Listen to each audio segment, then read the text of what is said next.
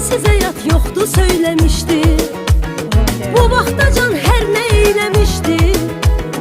Onu da başıma qalxdı çıxdı getdi. Mən o yara neylədim ki Allah, ahı məni yaxdı çıxdı getdi. Halımı kim gördü yaxınlaşdı, gördü məni qorxdu çıxdı getdi. Mən o yara neylədim ki Allah, ahı məni yaxdı çıxdı getdi. Halımı kim gördü yaxınlaşdı, gördü məni qorxdu çıxdı getdi.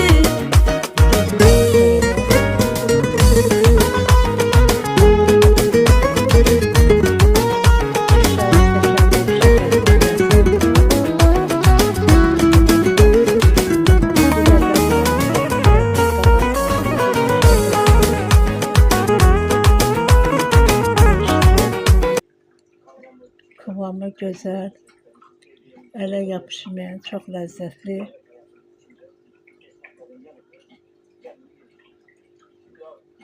Kurabiye hazırladım.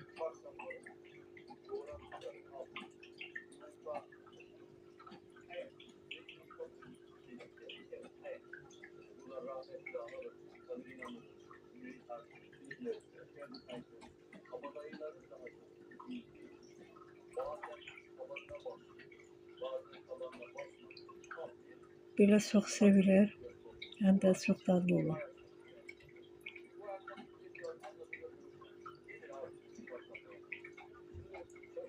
170 derecede 30-35 dakika altı kızarana kadar hazır olur.